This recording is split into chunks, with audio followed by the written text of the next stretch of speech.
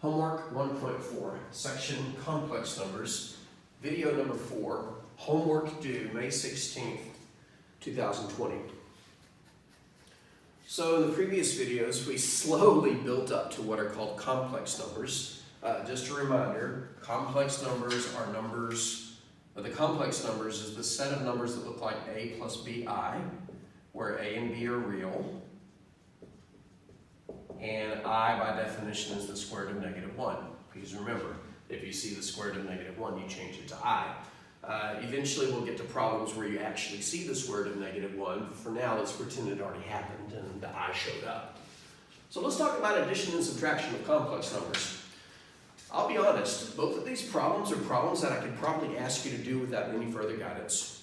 So good luck. Nah, I'm just kidding. I'm not going to leave you hanging. The reason I expect you to be able to do these without any further guidance is you already know the rules for both of these, or at least once upon a time you did.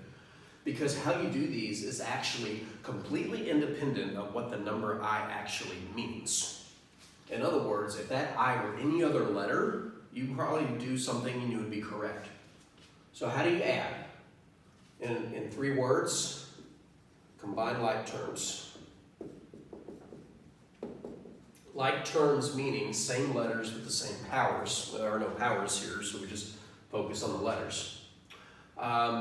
So for example, there are 4 terms up here, 2 in these first parentheses and 2 in these second.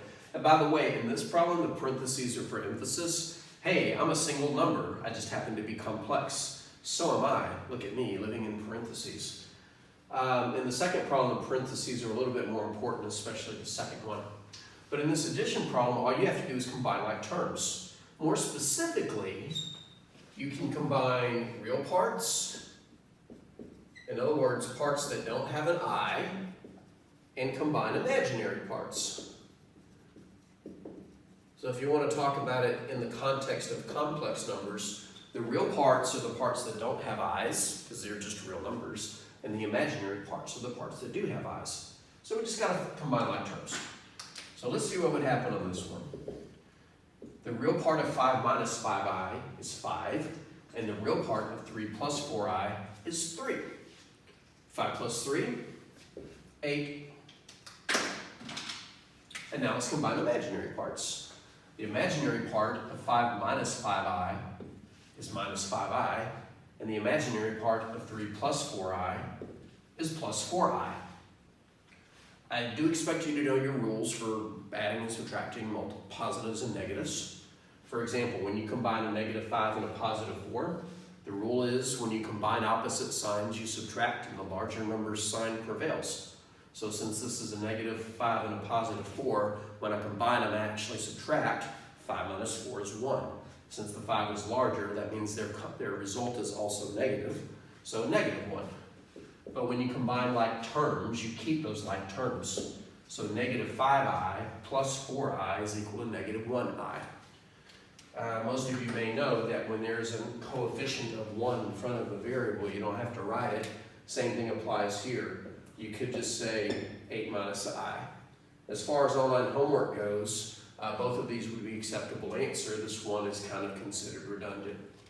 So adding is just combining like terms. Warning. Don't FOIL this. Now, if you don't know what FOIL is, don't worry. I'll remind you in the next video. But if you looked at this and your first thought was, let me FOIL it. Don't. FOIL is a gimmick. Not for adding 2 binomials, but multiplying. So if this said times instead of plus, yes, FOIL would be an option. Guess what the next video is going to contain. But don't just automatically think, I see 2 parentheses next to each other and they each have 2 terms. I'm going to FOIL it. No, not unless it says to multiply. So to summarize, to add 2 complex numbers, you simply combine the real parts and you combine the imaginary parts using the same rules for adding and subtracting that you should already know. But what about subtraction? Well, it's basically the same thing except this minus in front of these parentheses. If you ever see a minus in front of parentheses and That parentheses contains multiple terms.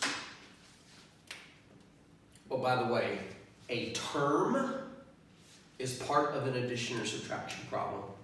Or another way of defining it is a term is a multiplication problem, which may contain two pieces, 4 times I, or just a single piece.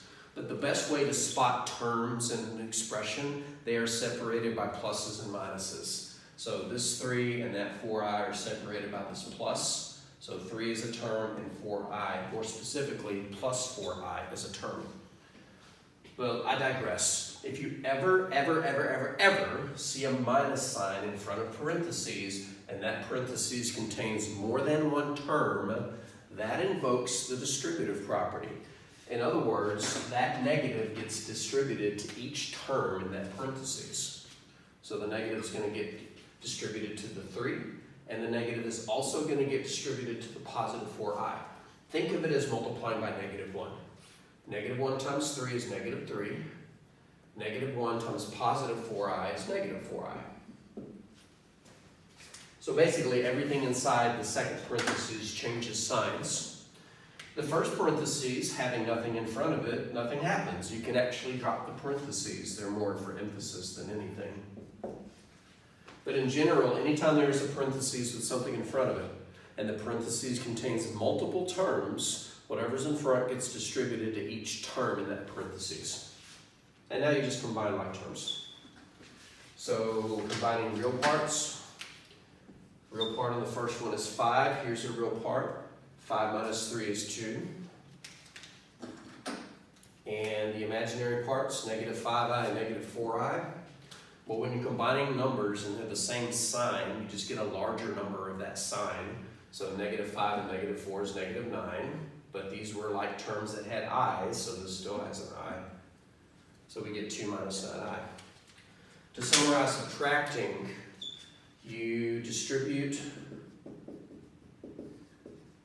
the minus across the parentheses, if there are parentheses to distribute it across, and then you combine like terms, which honestly is something that you have seen before, and hopefully you remember. If not, maybe you remember it now.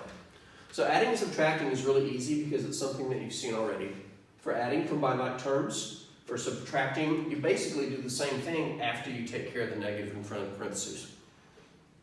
Now, I mentioned in a previous video that I would be alluding to certain homework questions that you should try after watching certain videos, and now is the time.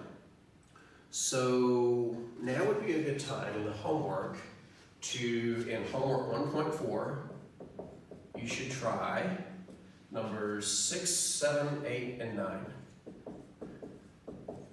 Why didn't I start with 1? Well, because of the order that I want to present the material in. So now would be a good time to open up the homework and try these 4 questions because they are addition and subtraction.